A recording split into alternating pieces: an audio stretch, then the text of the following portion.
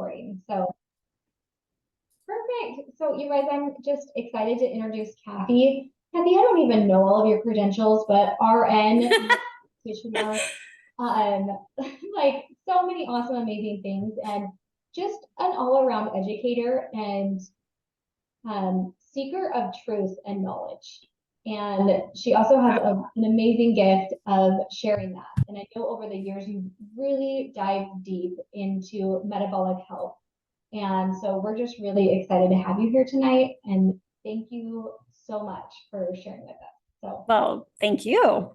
Thanks to all of you for being here to take kind of a deep dive into, well, I should say a shallow dive into a very big topic. And I'm calling it like an end of summer review because we did spend 8 weeks across November, December, and January with a couple breaks in there going very, very deep into this topic. And so in the chat, I'm going to put the link for you. You want to go back and watch any of these topics in excruciating detail, you can do that because each of the little tiny pillars that I'm going to talk about, we did almost an hour on each of these. So it's very comprehensive and a very deep dive. So if you missed that or you kind of meant to go back, there's the link for you. Just put your name and email in there and you'll get access right away and you can keep accessing that over and over again. It's still free of charge to in our team. So again, just thanks for the invitation. I am a nurse, but my specialty is newborns and newborn neurology, and really metabolic is more just kind of a personal passion, just, struggling with my own weight, struggling with thyroid, struggling with being over 50, all the things added together.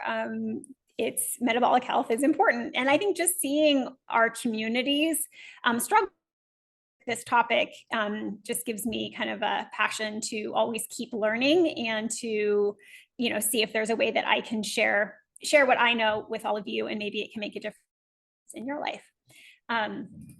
So just to give credit, when we were working through the series, it was a passion project of the three of us, me, Kimberly, and Jamie. So I just want to make sure that I give them credit for all the contributions that they made to the whole entire series, as well as, Jamie just made some great handouts and things available to all of you too. So just wanted to say thanks again to them.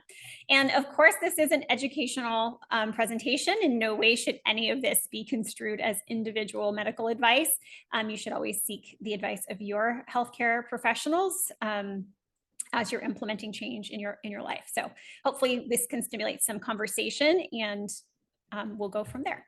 So this is just an overview. I was mentioning, we spent many, many weeks talking about all of these topics. And again, I put the link in the chat there for you, but this is also a QR code if you put it that way, where you can go back and review these. So we went through sleep and metabolism, stress, hydration, processed foods, labs, movement, and smart supplementation. So it was a deep, deep dive. And so again, I'm going to just give a few reviews of that, just some little touch points from each of those.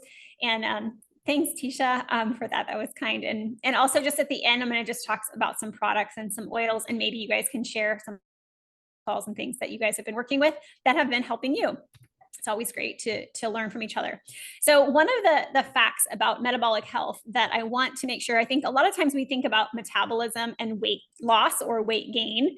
And one of the things that is really important to me is that everyone understands how much of an impact our metabolic health and this kind of paradigm of cardiometabolic health that we talk about now is really about, to me, preventing diabetes. And there's about 29 million people in the world who have diabetes. There are 86 million people in the world who have prediabetes, and probably most of them don't even know about it. And 8 million people who have diabetes and absolutely don't know about it. So prediabetes or metabolic syndrome is one of those kind of turning points in your kind of health journey where it's really becoming serious. there's a lot of signs, and we talked about this in the metabolic health series and metabolic makeover series earlier in the year. There are some warning signs, but most people are just unaware. They just slowly creep up a couple pounds. Maybe they start to take a blood pressure medication. Maybe they're focused on their cholesterol. Underneath all of this is a pretty significant dysfunction that's happening, and we call it metabolic syndrome or prediabetes.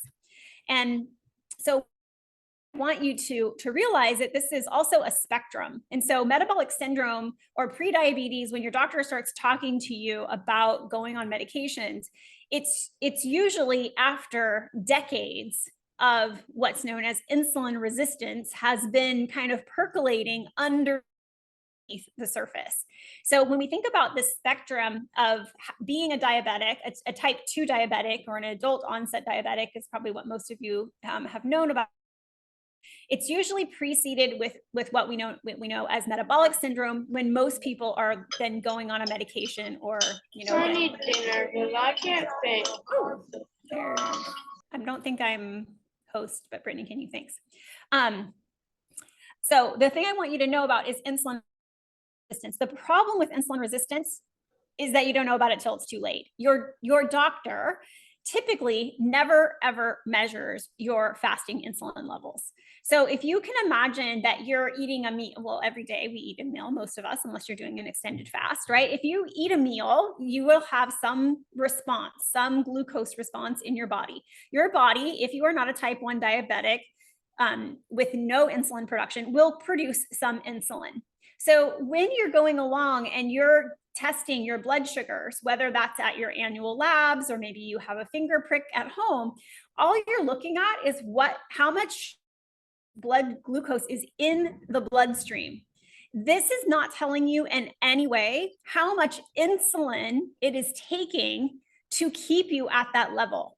So what happens with our body is, as we are exposed to more and more blood glucose over time, our body has to make more and more insulin in order to keep glucose normal.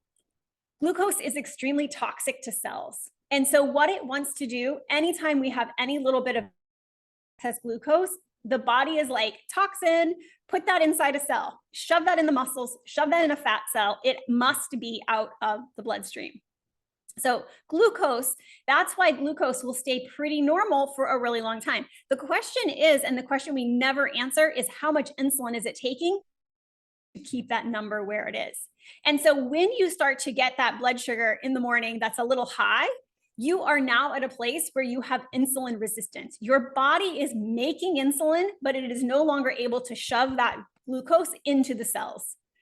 And this is when we start to gain weight, because the body is like trying to stack it on. It's trying to like shove all this glucose in every place it can go. So we end up with fatty liver disease, because that's what our body does. Converts it to fat and shoves it inside the liver. So you have fatty liver disease. Then you start having hypertension. Then you start having weight gain. Your waist circumference for women is over 35. You're starting to have all these changes in your labs. So you're going from this like unknown insulin resistance to metabolic syndrome. And then if it gets so bad, your doctor is going to say they have to put you on insulin to give you more insulin, which is really putting a problem on top of a problem. And then you're going to gain 30 more pounds because now you're on insulin. So what we want to do is try to intervene earlier. And that's really why this is so important to me, because I feel like it's just one of these things in medicine where we just like keep stacking problems on top of problems and making it worse for everyone. Is this making sense? So maybe this isn't why you came tonight. You wanted to just hear about oils, but we're going to get there too. So many phases of insulin resistance. Some people may experience insulin resistance as PCOS, especially in your 20s and 30s when you're trying to get pregnant and you're dealing with fertility issues. PCOS is insulin resistance inside the women's organs. So this is one of these things that if you're not working with a functional medicine person, they may miss that. So skin tags, adult acne, obesity, skin fold discolorations, discoloration in the neck, in the elbows, on the knuckles. These can be signs, early signs of insulin resistance that your doctor may not talk about. We know about fatty liver disease and so many other things, but insulin resistance is the thing I want you to really focus on. It is not about blood sugar, it is about insulin.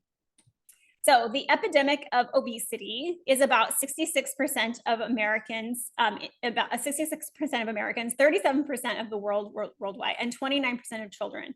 And so this is something that is really, touching every one of us, whether it's us personally that are facing having on more pounds than we want, or your children or your grandchildren, or great-grandchildren even.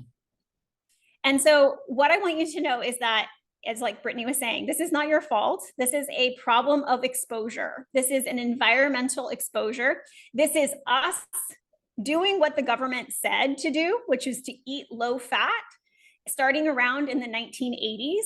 And when we started doing that, we started to gain weight. Because when you take fat out of the diet, you have to replace it with something else. And what we were told to replace it with was more grains. The more grains we ate, the fatter we got.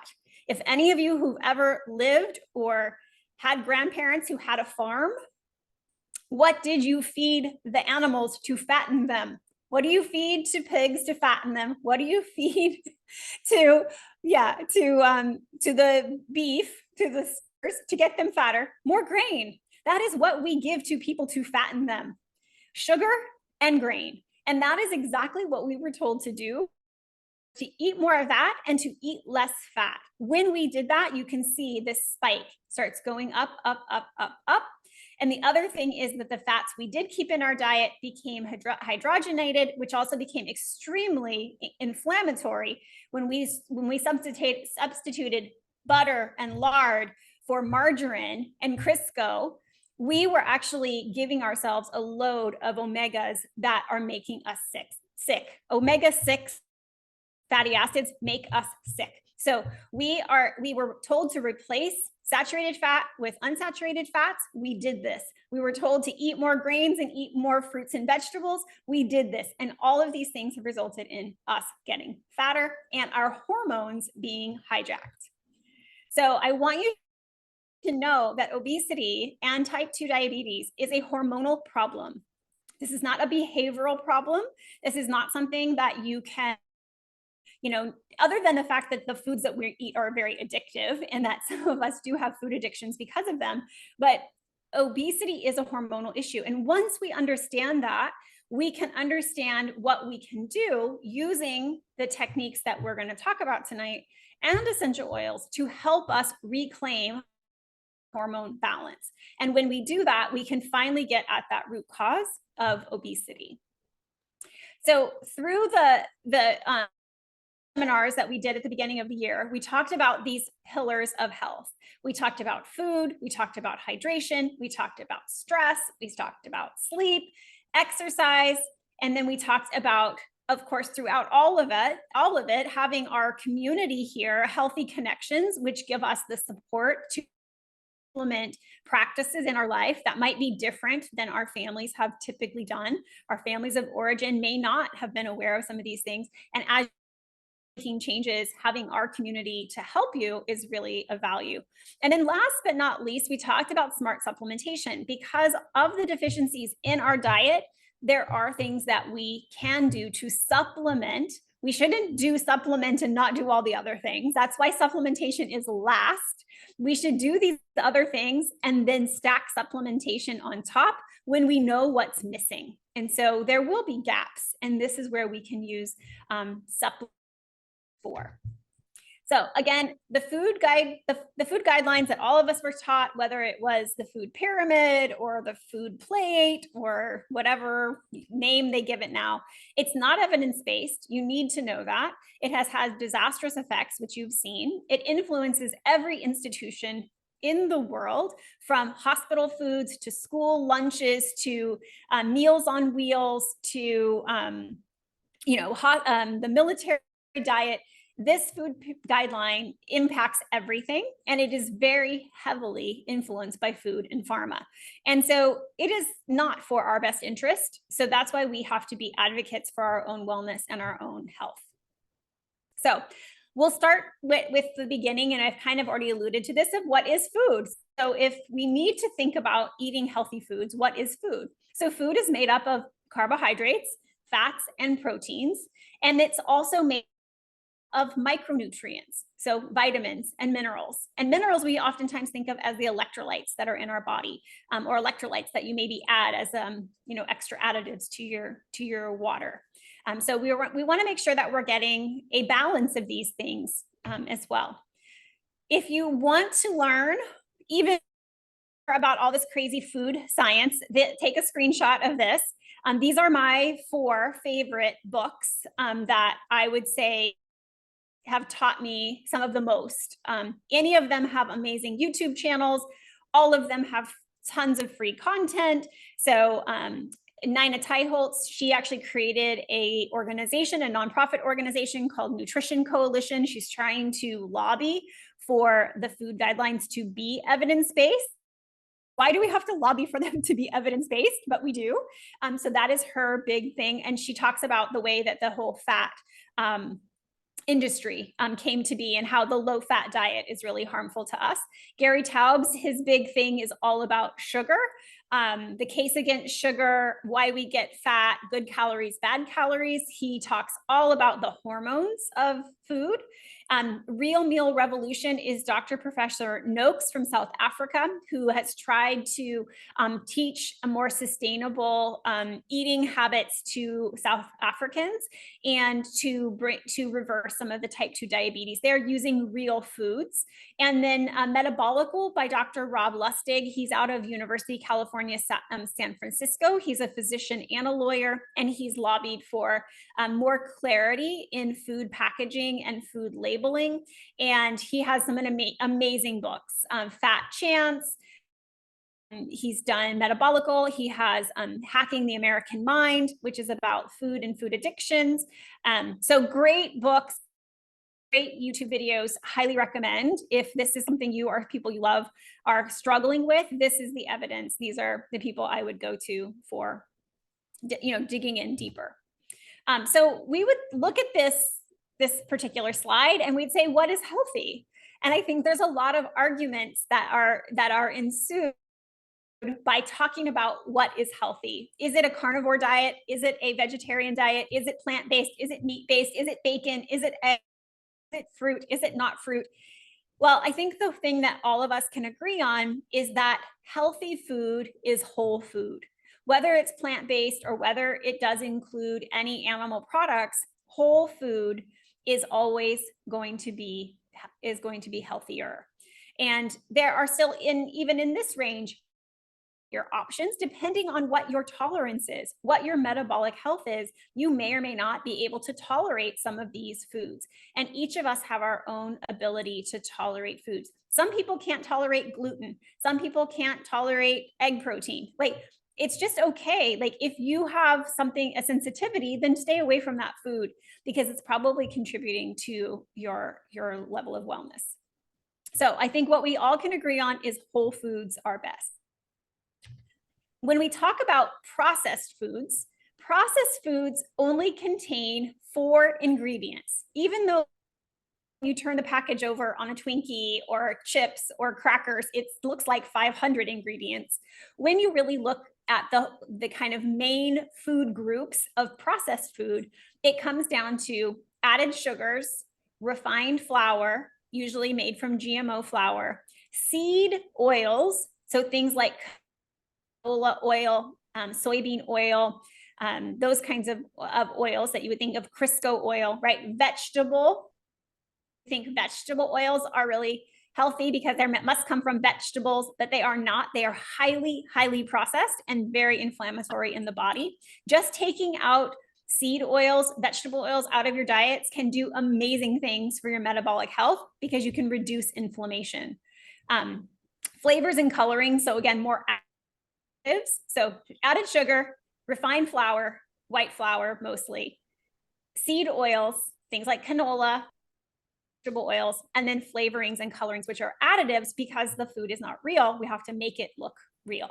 So again, take a screenshot. If you can avoid these 4 things in your diet, I don't care what you eat on the other screen. If you do not eat these things, you will give yourself a huge step up. Good? Everybody got their screenshots? Okay. All right. So the things to remember about essential. So we want to think about essential oils, right? We're talking about essential oils, but what is essential in our diets? Protein is essential. Fatty acids are essential. Vitamins and minerals are essential. Nowhere on here is carbohydrates. Essential in when we talk about nutrition science, essential means your body cannot make it from other things. So essential nutrition and essential nutrients must be taken in. Protein, essential amino acids, essential fatty acids, essential vitamins, right? When we don't have them, we have deficiencies, mineral deficiencies. So things that are essential are the things our body cannot make.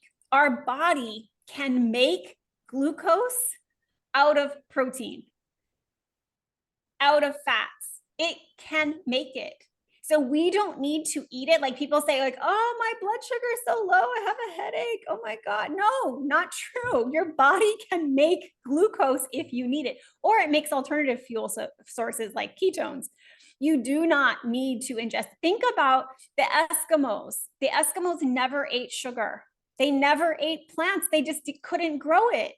They didn't die from essential nutrient deficiency. That doesn't happen. It's protein deficiency, it's fatty acid deficiency, it's vitamin deficiency, it's mineral deficiencies. There's no such thing as a carbohydrate deficiency. So what we can agree on is whole foods are best. Processed foods are not good for us. Water, hydration, water is life. We can live 3 weeks without food, but only 3 days without water. 3 weeks without food, 3 days without water. If you have watched the Alone show on, did anybody watch that on Netflix? Alone is like when they drop them off in the wilderness and they have to like make their own like way. And you'll see they live without food. They can't find birds. They can't find fish. They can't find berries. They can live without food. They cannot live without water. Dehydration is more dangerous than starvation. And so water is so important. Hydration. So yes, food, but also hydration. So you want to make sure that you are well hydrated every day. When we're dehydrated, we end up with headaches, especially frontal, those front behind the eyeball kind of headaches, muscle cramps, joint inflammation, which seems kind of odd, right? Like sometimes we think like, oh, we're water overload, we feel swollen, but our joints will be inflamed. We won't have the fluid to help our joints move, and we will have cravings. When we are dehydrated, we will have cravings because our body is seeking out those things it needs, and it will be trying to have you take in food because food usually comes with some sort of fluid, and so it will get you those. Even 2% dehydration can cause deficiency in cognitive function, makes your brain foggy. So make sure that you're getting plenty of water, but water with those minerals as well. So what are some of the advantages of staying well hydrated? Well, if you're already full with water, you tend to take in less food. You will have those less cravings because if we're eating and drinking, we will have all of the nutrients that we are needing. You can replace sugary, high-calorie drinks with a glass of water, and then you can try your coffee or try your sodas afterwards, but try to drink water first. Again, reducing that inflammation and then better performance if you're doing sports, which probably all of us can appreciate. If you've got kids doing sports, you're just always wanting them to hydrate, right? And getting that water girl or water guy out there, getting them their hydration. So conventional wisdom would tell us to eat less and to move more. Now, I don't know how many of you have tried this, but it doesn't work, or it doesn't work long. And this is because it's not really about eating less. It's about eating less of the wrong things and eating more of the right things. It's not really about a total calorie deficit, although that will help. in the beginning to speed up your metabolism. But if you eat too little, you'll go into starvation mode, and then your body will start retaining that. So you have to have the good periods of fasting and feasting. And we don't have time tonight to talk about intermittent fasting, but what I would say is most of us overnight should be at least doing a 12-hour fast, if not a 14 or a 16-hour. So meaning that you finish your last meal somewhere between 6 and 8 p.m. and that you don't eat again until the next morning between 8 and 10 a.m. Even if that's just a little bit of coffee in the morning and then skipping the sugar in your coffee and then eating your meal around 11 or noon.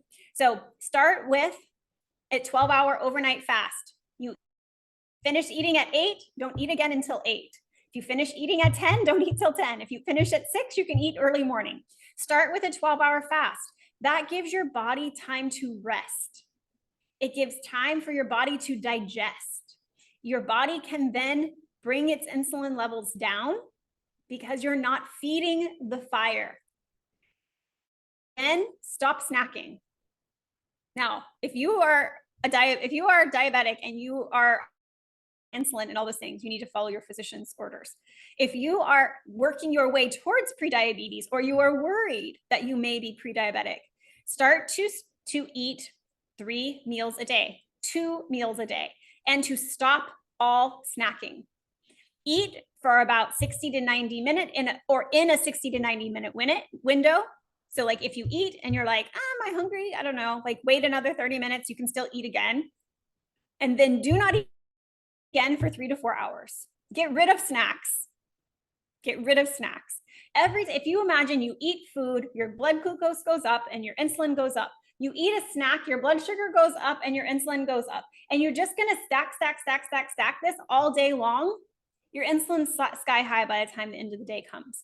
So what you wanna have happen is that you eat and that you allow your body to have that resting period, digestion period, and that you're not stacking food on top of that.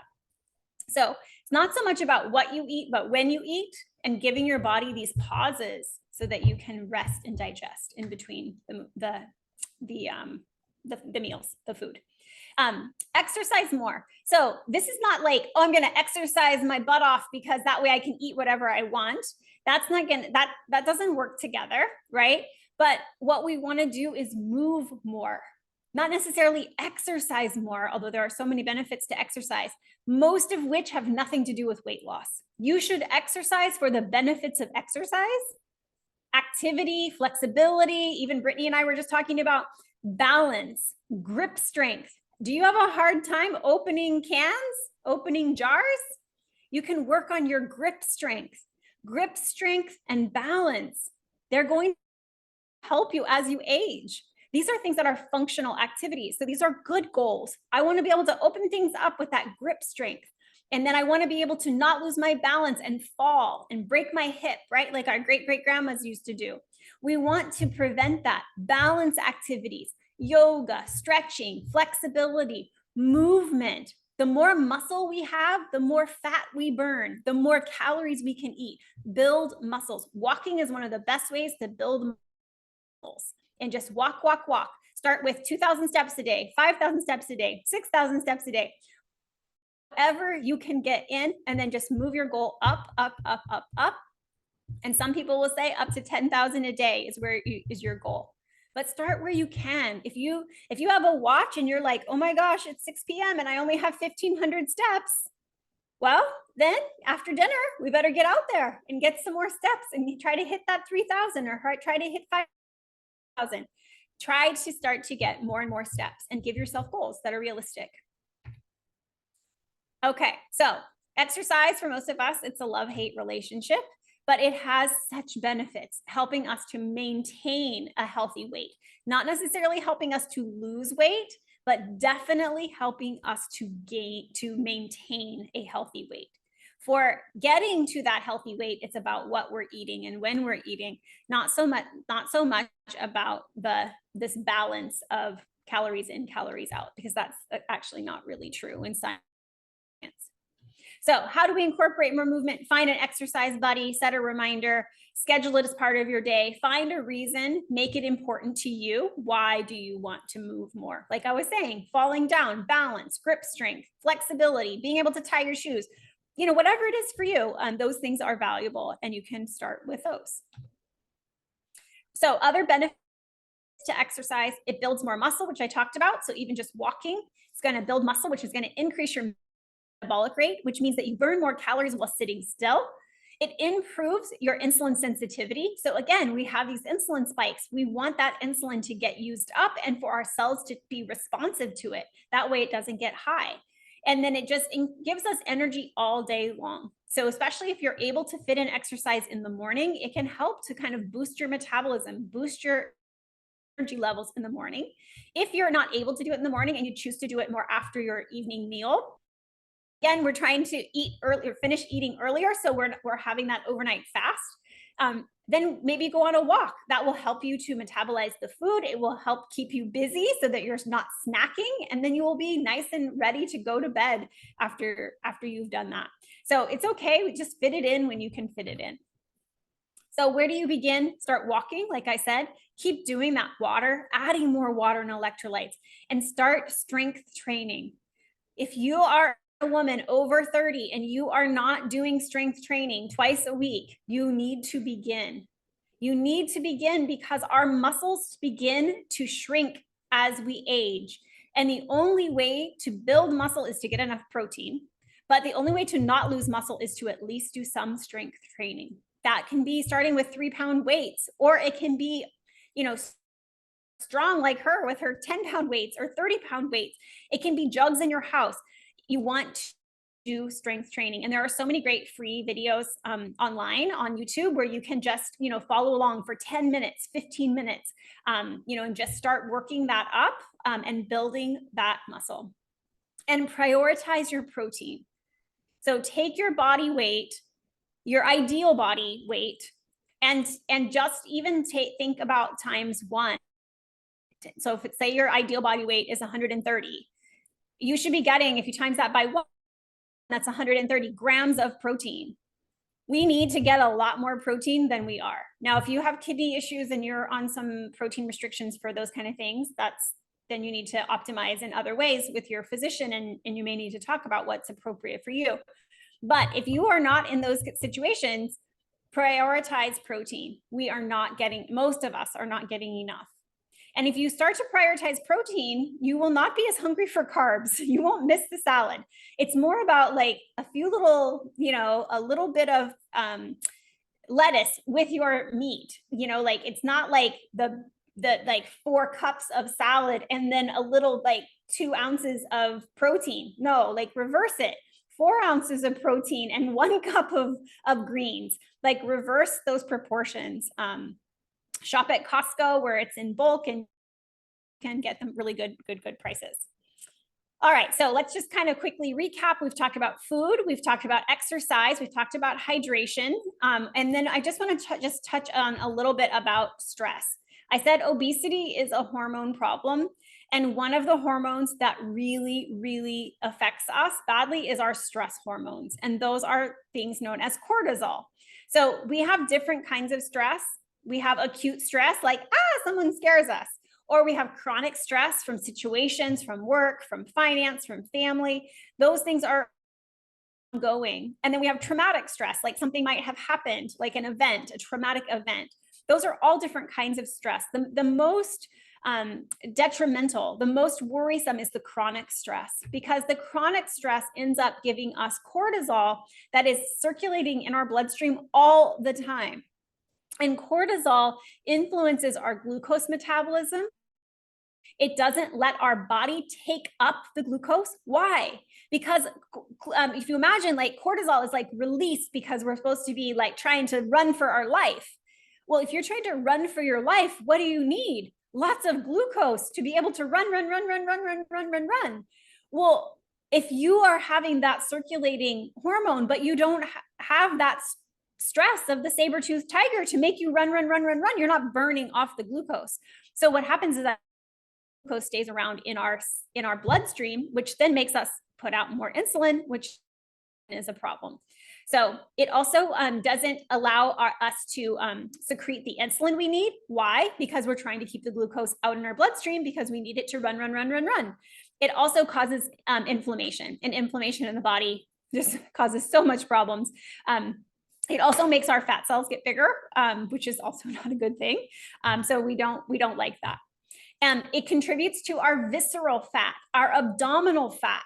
So remember I was saying that as women, of our waist circumference is more than 35, that's one of the risk factors for metabolic syndrome, right? So it's blood pressure, it's blood glucose, it's your triglycerides, it's your liver enzymes, and it's our waist circumference. So it's all of those things together. And if you have more than 3, then you're in trouble. So when we have organ fat and visceral central obesity fat, this is when we do our waist circumference. And so this is going to cause us to be more insulin resistant and to be a precursor to our diabetes.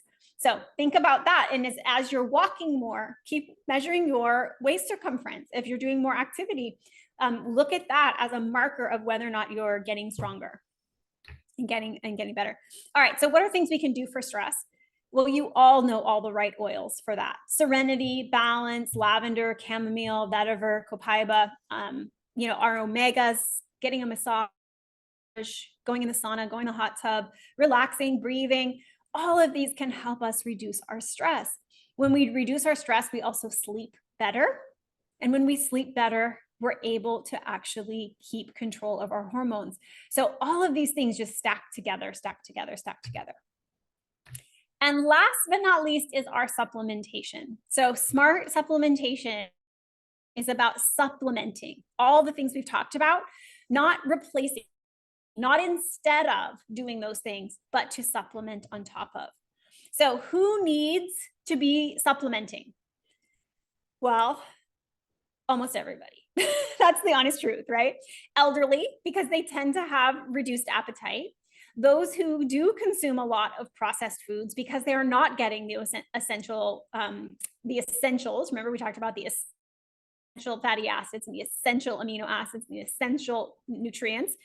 Those who do have calorie restricted diets. So if you are cutting back your calories as a strategy, then you're probably not getting as many nutrients. So you might need to supplement. If you have any gut issues or malabsorption, then you're not actually getting the benefits of the food you're taking in. Under a lot of stress, physical stress or mental stress, high amounts of alcohol, athletes who are burning, women, people who are exposed to environmental pollutants, such as everybody, right? And a vegan diet, because we know some of those essential vitamins only come in animal meat. So we have to supplement if we're choosing that lifestyle. So especially vitamin B, this is great. Vitamin B is great for our energy and our stress. But again, especially for our plant-based eaters who do avoid meat completely or even just very infrequently, usually the B12 is the thing you have to get. So making sure that you're taking a vegan formulated vitamin so that you know that you're getting extra of those things that you need. Omegas.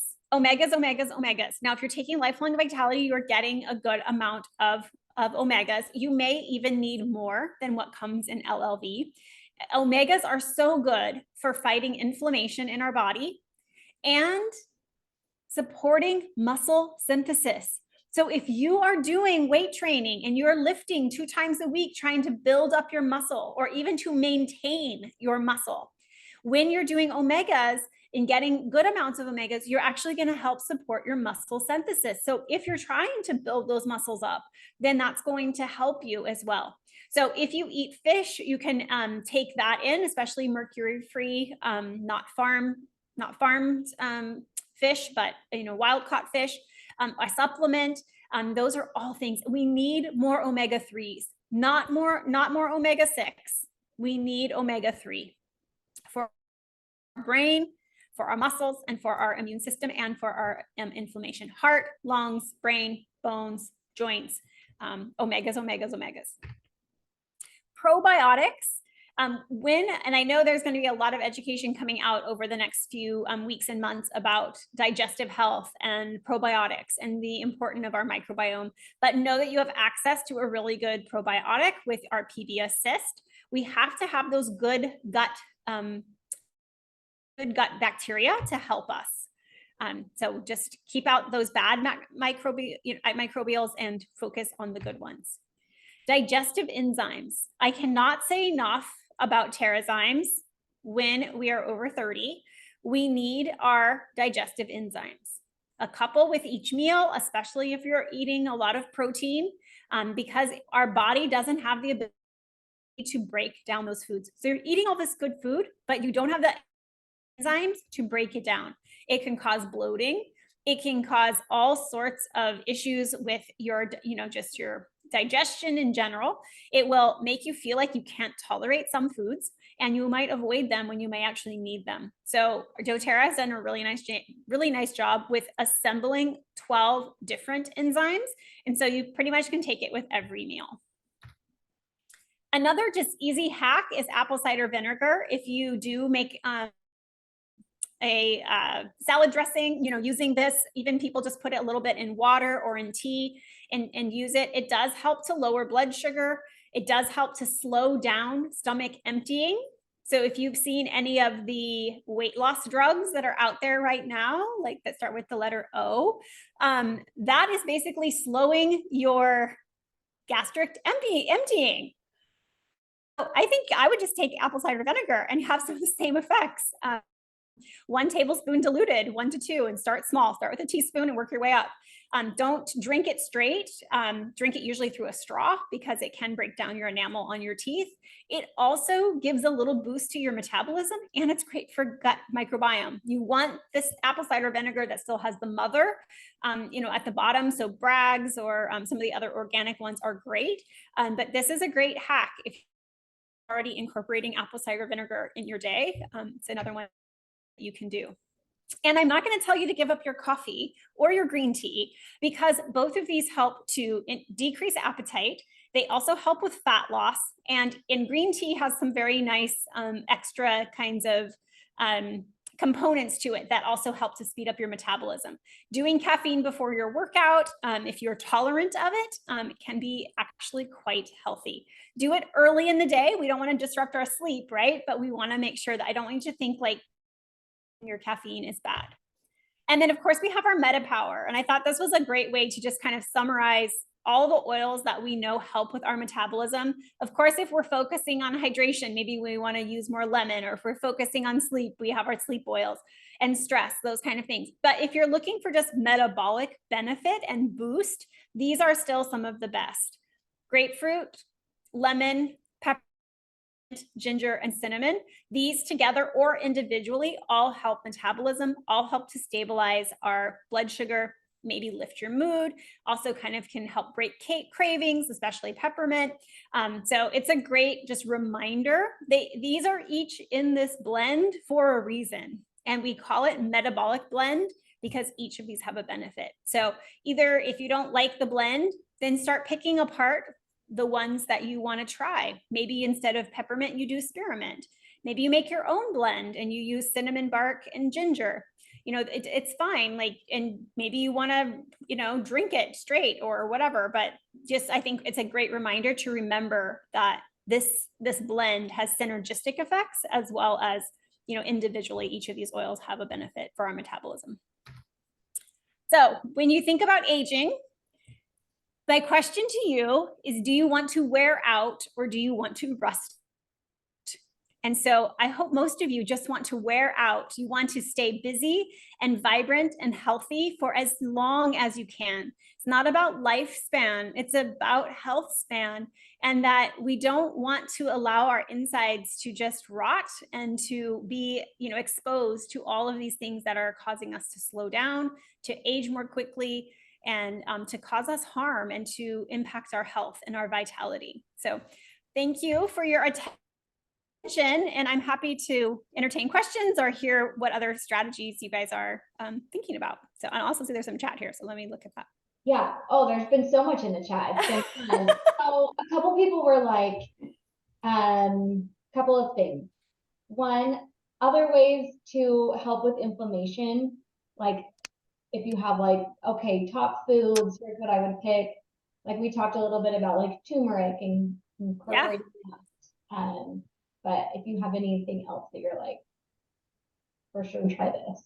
Well, I think you guys mentioned it, I mean, the seed oils for sure, like those, I mean, those are such an easy, no-brainer, easy like thing to switch out right away. So like, getting rid of Crisco or, olive oil is fine, but substituting, coconut oil for that, or using, if you're eating meat, then go for ghee and go for tallow, go for real butter, get rid of every bit of margarine, get rid of every bit of it's just, I can't believe it's not butter. Like that is all just chemicals.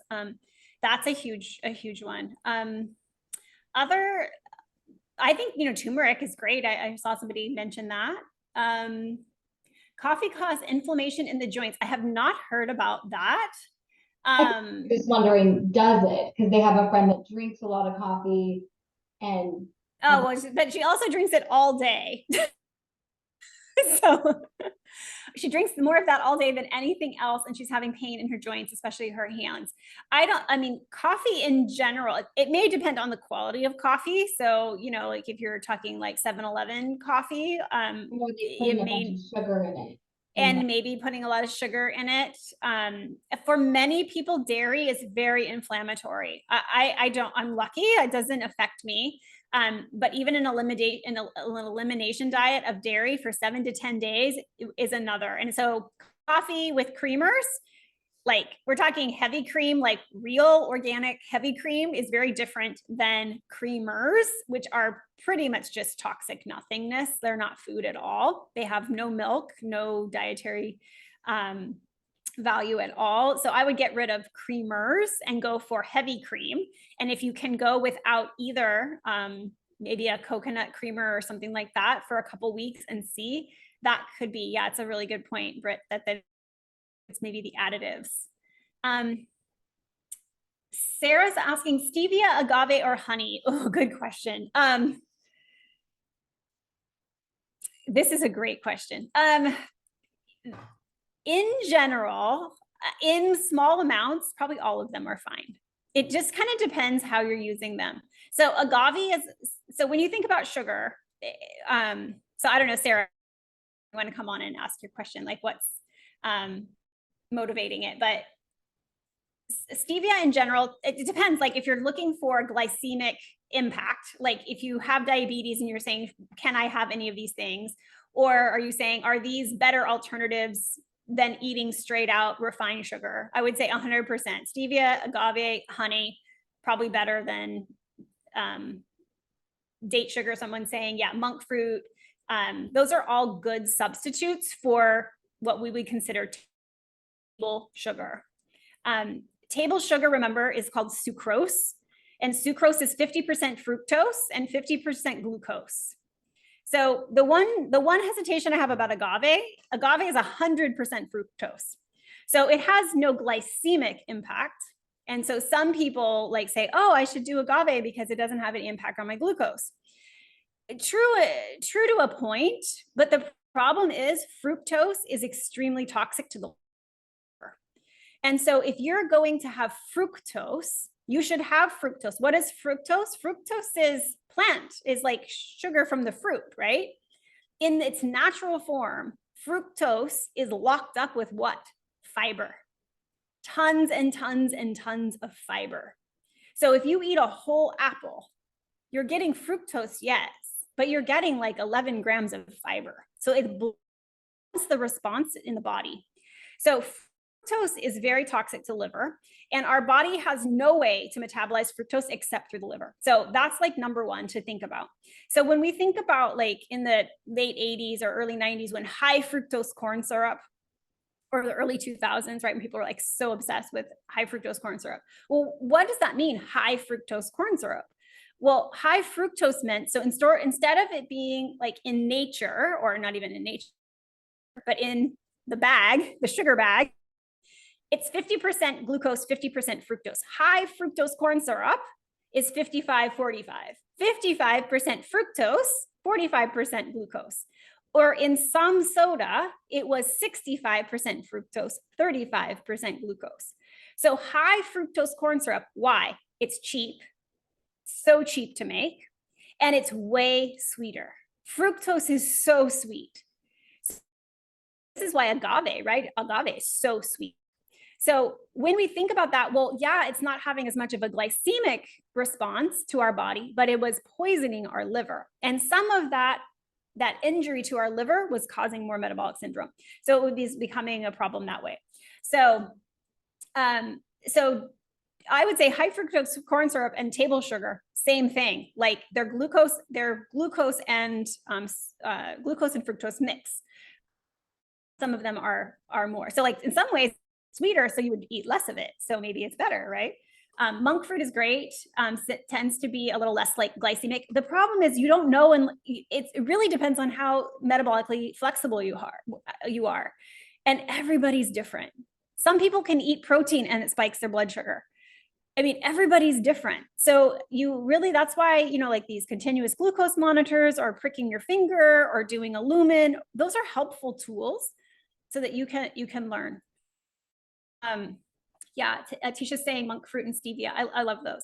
Honey is interesting, right? Because honey is mostly water, to be honest. And if you're just using a little bit to sweeten, like fine, it's definitely natural, but you have to think about its availability in nature. When we think about eating in an ancestral diet, how often was honey available? I mean, they'd store it and it, right? Because you could only get it in the summer. So the problem with us now is just our access to all of these things. Fruit is accessible all year round. That's not how nature really intended it. If we truly ate seasonal, it would be like, what can you walk out in your backyard and pick? That's what's seasonal. If you can go to Costco and get it, it's manufactured, really. I mean, even though it's fruit, right? It's not natural that you can have those kinds of fruits 24/7 all year round. I mean, you have to think about seasonal, like what you could grow. And it was rotational, right? Like some early summer fruits and spring fruits and late summer fruits. And then they were gone. They were gone for 6 months out of the diet. And what are fruits for? Why do we have fruits? And fruits have seeds. Why do we have fruits in nature? To fatten animals who have to sleep. Fruit is to fatten animals who hibernate. We're not supposed to be eating those. We don't need them. It's to fatten animals. And then for animals to eat them and eat the seed and to move the seeds around as they poop it out around in nature, right? Like that is the purpose of fruit. And they're sweet because they want them to eat them and to then move their seeds around and so that the plants can go on. So fruit is not essential. It is not essential. They are sweet. They are nature's candy, and we should treat it like that. But we don't. We've been told by the American Dietetic Society, California fruit growers, that we should have 5 servings. They made it up. 5 servings. Why? Oh, because people can remember it because we have 5 fingers. It's a lie. California made it up. Can I add something, Kathy, to the honey? Yeah. Being a beekeeping is like a hobby, right? So in the springtime, in case anyone is wondering, oftentimes beekeepers will feed their bees sugar water to help them get started. So if you're buying honey, it could be sugar water honey. Yeah. It could also be, which is most likely the case actually, over 90% of honey out there on the market when you go pick it up off a shelf is corn syrup. So that's what you're actually buying. I know my honey is honey because I've gotten it from my own hives, right? And it's not filtered, so it has little bee parts all around in it, and it's got pollen and you know, it crystallizes, right? It never goes bad as long as it's all of the water is evaporated out. Yes, it's like the one food that we can actually store for infinity, but you really should know where you're getting your honey from. If you are going to go buy honey, you might as well just buy corn syrup for the most part, unless you actually know a beekeeper who really isn't lying to you. So that's my 2 cents. Sorry. Good point. Yeah. Because I think honey's awesome. I love honey. I eat honey all the time. Right, raw from my hives, right? Like I'll go and take a spoonful or go, you know, take some off my finger or whatever, you know, dip it in the hive. But that being said, yeah. And I love, Kathy, that you brought up you know, the food, what are we actually eating in season? So yeah, as I've been planting my garden, most of it's vegetables. It is what it is, right? Yeah. Sarah, great question. Whole grains. Again, there is no essential carbohydrate. So whole grain, it's just a marketing term. Most of them are, I mean, the whole grain is like wheat berries. Most of us do not want to eat wheat berry. That is a whole grain. But as soon as you refine it, it's refined. As soon as you, and again, every single one of us have different tolerances for carbs. Some of us can eat lots of them and they never affect us in our hormones. Some of us are not very tolerant of them and they fatten us quickly.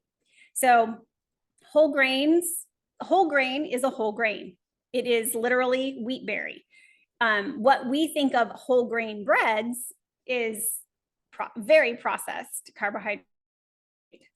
And for many people, it doesn't, I mean, think about it. Like they're trying to make low carb bread. What are they doing? They're adding in so much fiber to like blunt the response, but it's really bloating you out. Many of you can't even tolerate those low carb foods because they're so bloaty, because they're just filling them up. They're just trying to make the numbers work so that you're like, oh, 4 net carbs.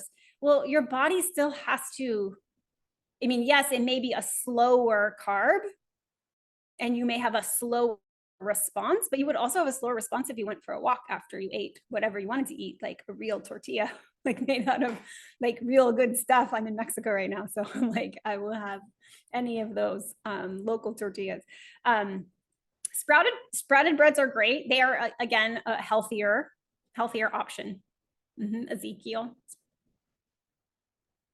Okay, we can keep asking questions. Stop recording because I think these are good